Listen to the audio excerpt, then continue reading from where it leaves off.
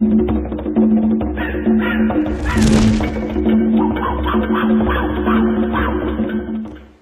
guys, Jungle Explorer here, and today I want to show you how to set up the settings on the OUDMON 16 megapixel game camera.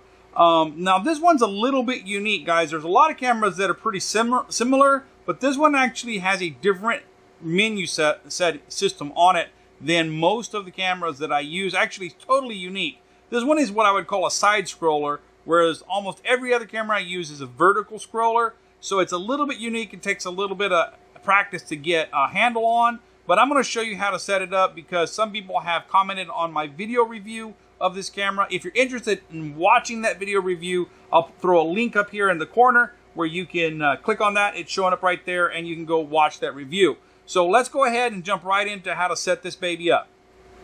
Okay, so first thing we're going to do is put it in the setup mode right there. Camera turns on. Okay, so the button system is kind of unique on this thing.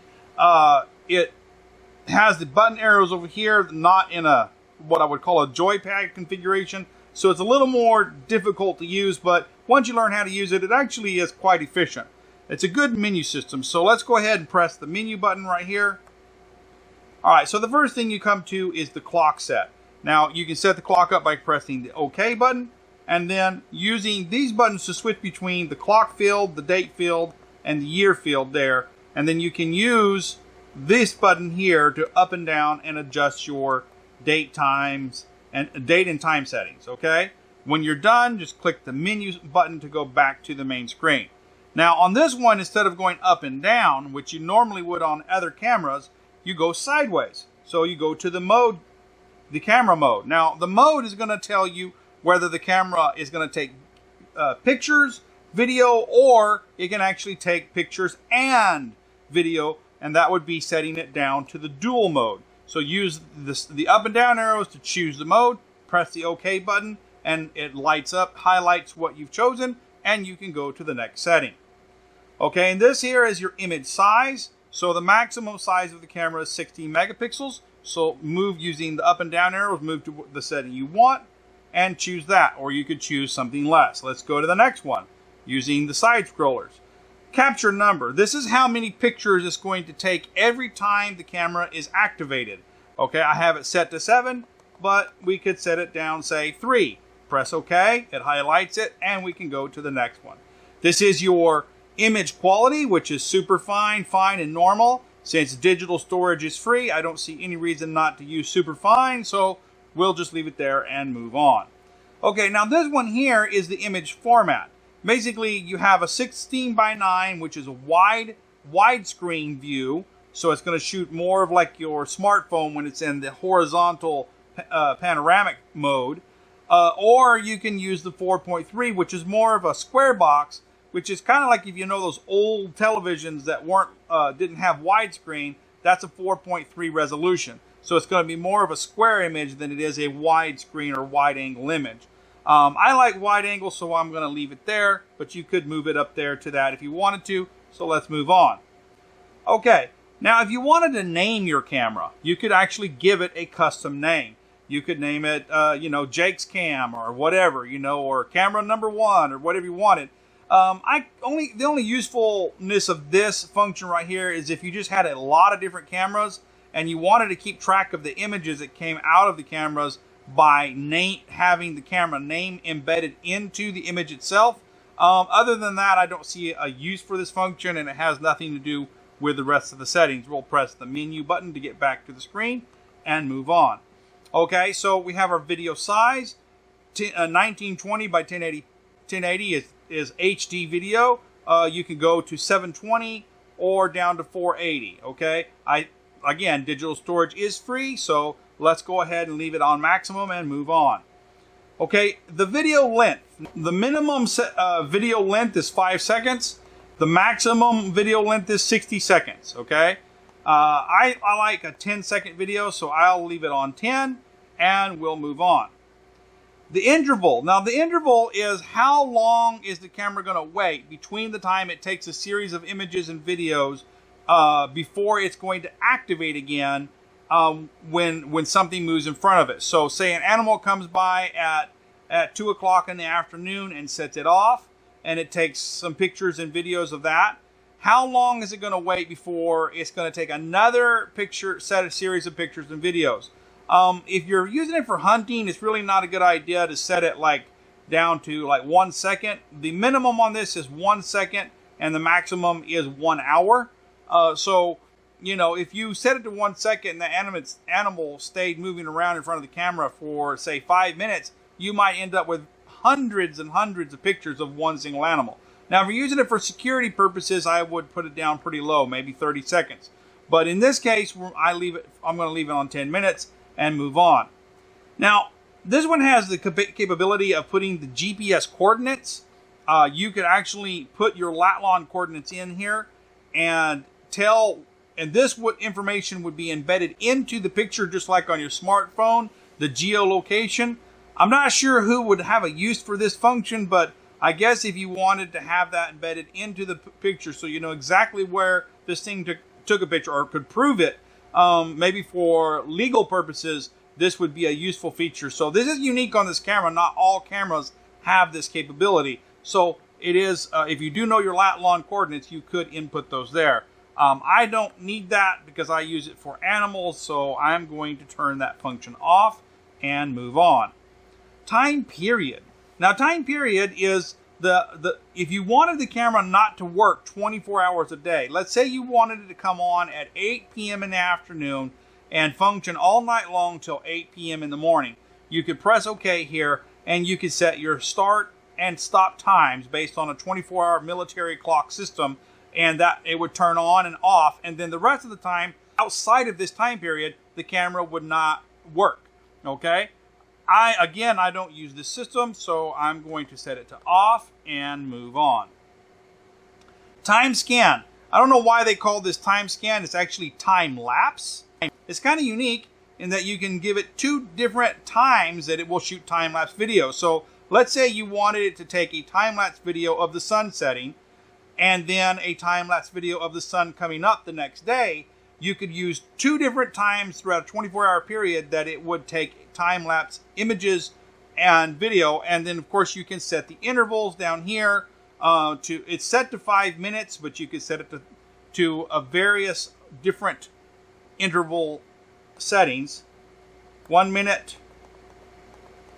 Okay, so 1 minute is the minimum time between each picture, and up to 6 hours in between each picture. So that would be if you were going to take pictures for 1 year, maybe that might work. So it's kind of a cool feature. So let's go ahead and exit out of that and exit out of that, and we'll set that off to off, and we'll move on. Okay, sensor level. Sensor level can be set to, come on, high, normal, or low, or auto. Okay. I always set my sensors to high because I really want to, because I'm using it for animals again, and I want to make sure I catch a picture of the animal when it goes by. But if it was in a really place where there was a lot of things that moved in front of it, like trees or weeds or grass or something, you may need to set the sensor to a lower level, but that will be individual to the location where you put the camera up.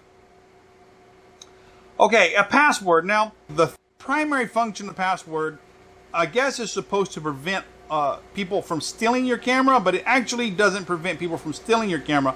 It prevents the thief from using your camera. So if you set a password, you'll have to, every time you want to get into the menu system and change settings, you will have to set a password. Enter the password to unlock it to get into the menu settings. If somebody steals your camera and does not know the password, then they will not be able to use your camera. So it'll basically be a phishing weight for them. But it actually does not keep people from stealing your camera. They could take it and then later find out that they can't use it. The main thing is, do not forget your password, because there is no way to reset it and get access to the camera. That's the purpose of the password, is to prevent a thief from using your camera. So if you set a password, do not forget it. Alright, image recycle. This basically means that if you set it to image recycle, if the card gets full, will it continue to record and basically loop record? Okay. You can set it to on or off. If it's on, it will overwrite old images and as the card fills up. If you don't want it to overwrite old images and you just want it to fill up the card and then stop recording at that point in time, then set it to off.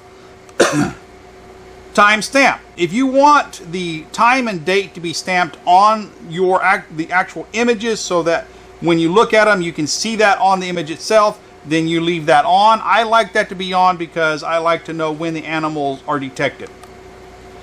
Video sound. This turns on the internal microphone, which it does have, and it picks up sound, but this would work more for a security situation since animals generally don't make any noise. Language, let's see what the language options are. France, Dutch, Italian, I have no idea what that is. Spanish, Suleiman, don't know that language. Do not know that language. That looks like Chinese, some other type of Chinese, and English. So it's got quite a few other languages on there. I don't know how to read them or where they come from, but you can actually use this in a lot of other countries, so that's very interesting. This is where you're going to format your SD card. And while I'm talking about SD cards, guys, SD cards are very important, okay?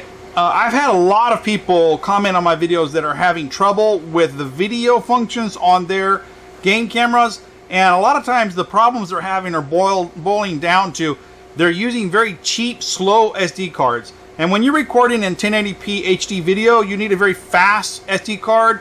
And if you don't have that, it's going to lag and it's going to cause problems with the videos. The cards that I use are the Samsung Evo Pro Endurance cards right here. They are made to be recorded over like 30,000 times. And I never have a problem with these cards.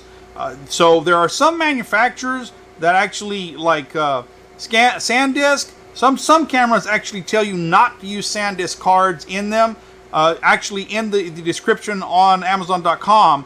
But I've never had a problem with these. The Samsung Pro Endurance cards are really good cards, and they're actually very cheap. 32 gigabytes is like $8 or $9, guys. So get you a good card, and that will eliminate most of your problems that you're having with the video functions. And also, it's important, each time you put the card in a camera, you want to format the card in the camera. Don't format it on your PC, format it in your camera. So insert your SD card, press the execute button here, and format your card, and you'll have less problems that way.